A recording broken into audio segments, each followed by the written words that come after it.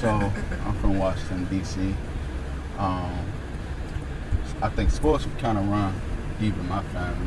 Well, back then, a lot of people get involved in like sports and stuff like that because I'm trying to stay off the streets and stuff. So I've been playing football since I was about 6. And, single parent family home, so kind of my mom, my aunt, and my grandma pretty much raised me. And I got picked up at New Orleans, so I was kind of like one of the top corners, did the combine and everything when I came out, and didn't get drafted, so I got picked up by the New Orleans Saints. Could have went anywhere. So I was there for my first 3 years. Started for 3 years, and then this year I was in the season with them. Got traded down here for the rest of this season. Then rest is history. Been able to do a lot of things, making money in the league and stuff like that, and helping others. And just being a big brother to some people back at home and stuff like that. So I told you I started a little couple of camps and stuff like that. And my uncle actually teams up. He got his own program, and we kind of like do a lot of stuff with kids too, similar to what you guys do, but kind of like in our community. No doubt. That's why we do this program, because I want to get your point of view, and I want to get your point of view. Okay. What can we do to bring awareness to what's going on? How I always tell people, everybody thinks they know the law, and that one person, even the police, not one person has read the law book. Right. Except for what we told. It's different in different states. And it's different in different states. Right. It's different in some counties. Right. Exactly. And so we don't know the law. And I think if we had more understanding and more education on both sides, it would cut down on some of the issues that are brewing today. Yeah. Exactly. And I think that's what education with awareness. And so that's what prompted me to start this program, is because I got police officer buddies, and I got two sons at 16 and 17, and I deal with a lot of clients all the time. So it's like, okay, it can go left at any one of those, any one of those avenues. But if we bring some education and awareness to it, we can stop it. I don't want to say stop it, but cut down or get an understanding. Like mine, I kind of grew up, like I was telling her, my aunt, my uncles, my cousins, like police officers. So we had camps, like Great Dare camps, those type of camps I was involved in since I was young. And I feel like those was during that time and leading up to like what's going on now. Those camps kind of like prepared me what to do, stuff, and certain type of situations, the right from wrong, the laws and stuff like that. A lot of people get away from that type of stuff, so finding different type of things to like let people know what they're learning about what to do in situations and stuff like that. So then, what are some of the community programs in Miami Beach that you guys have?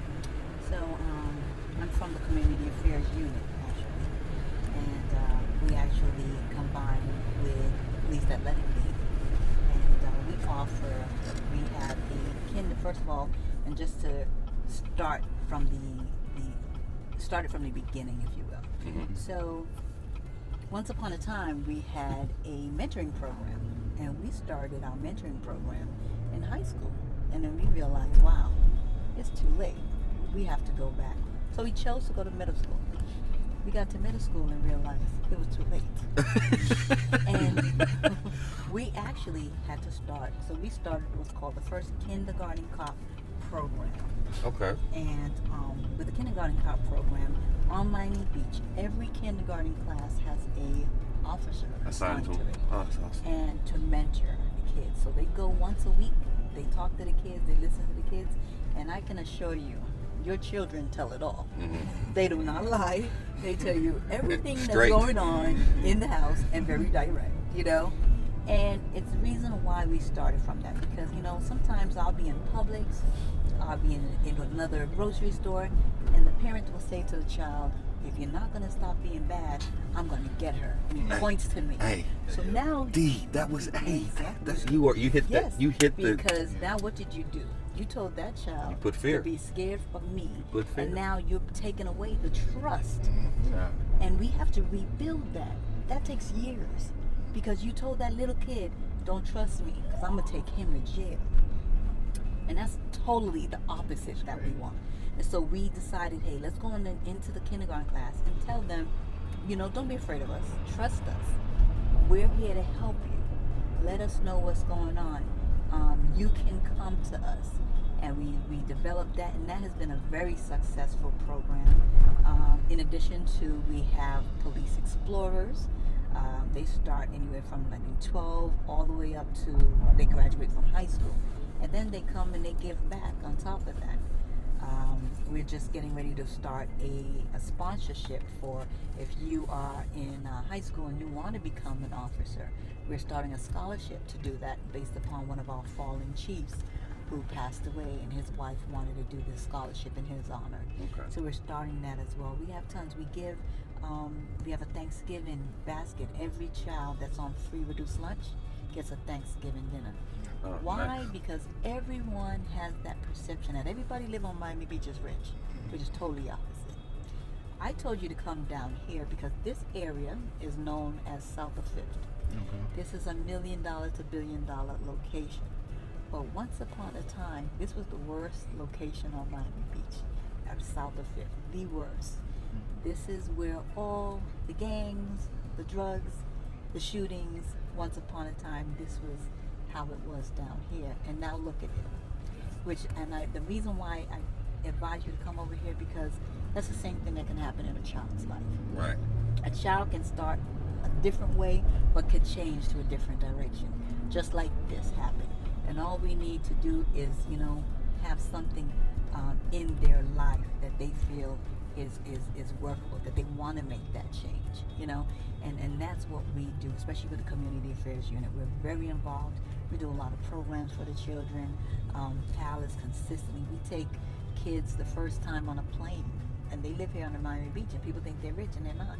We take them to Washington, and we show them, the White House and the Martin Luther King Museum, and we show them all over places that they've never been to. We do that for our children.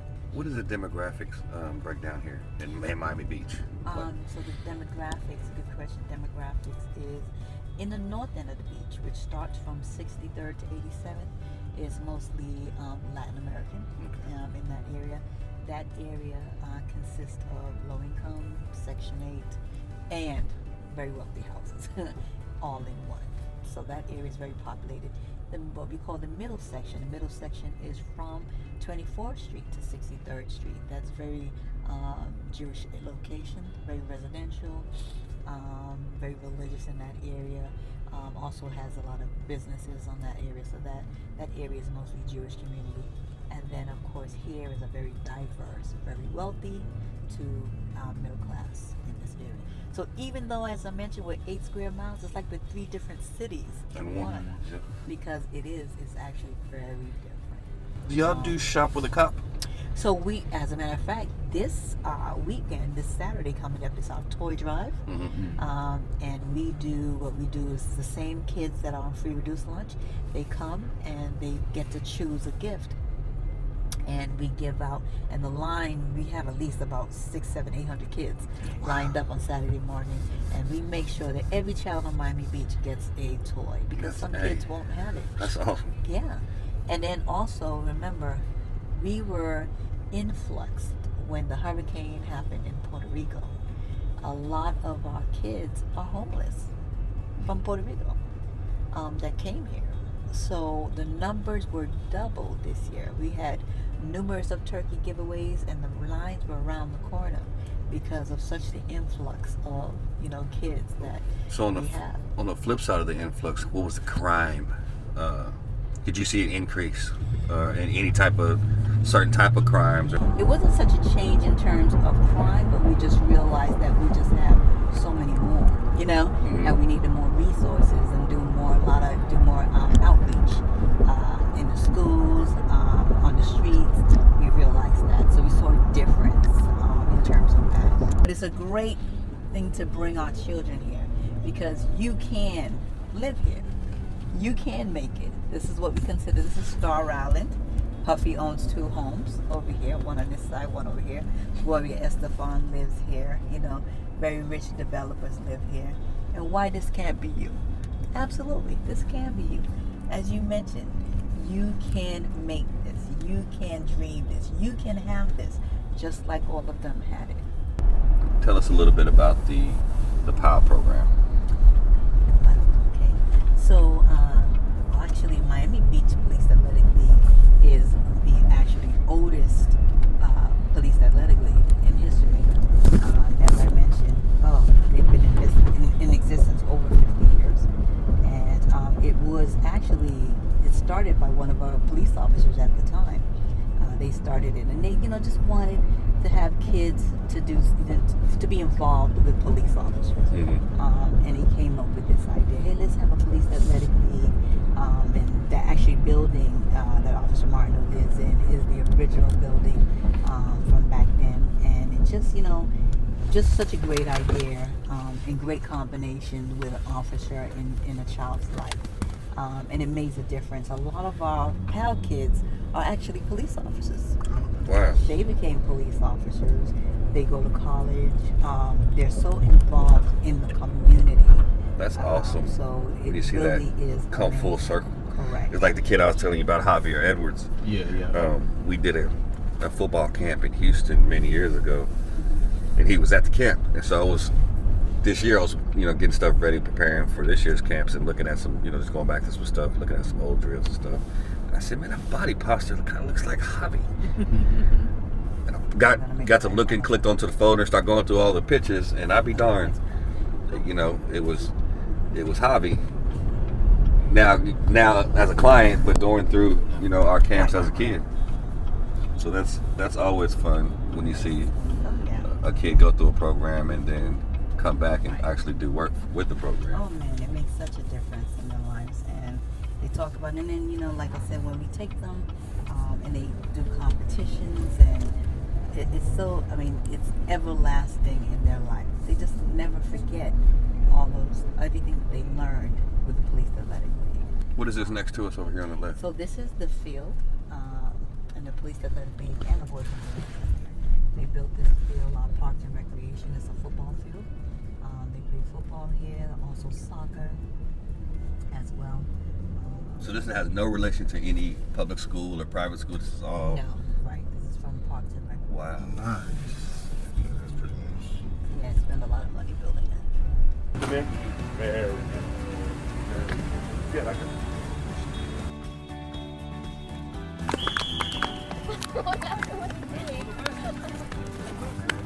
Yo!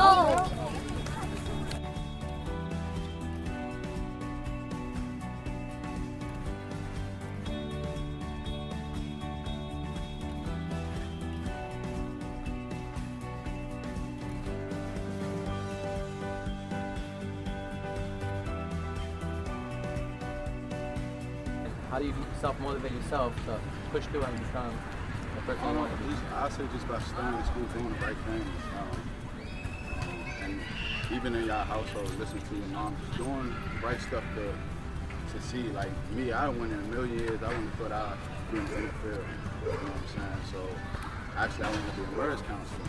So my degree is in psychology. So that's something I wanted to do. But there's nothing wrong with being like lawyers. I tell people all the time, it's not.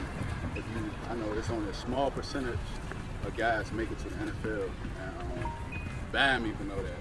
You feel me? So I just stick with y'all doing. I mean, wherever God takes you, leads you in your journey, and just go there. But I would not tell y'all I don't shoot to play football, sports, and stuff like that. I mean, I think I use this stepping tool like to take care of my family, and I've been doing a great job at it. So I feel like if you have a dream, man, go out to your dream, 100%. You can achieve all your dreams. Think big. Don't think small. Think, as he said, think greatness, and you will achieve it. It is possible for each and every one of you to achieve whatever you want to be in life.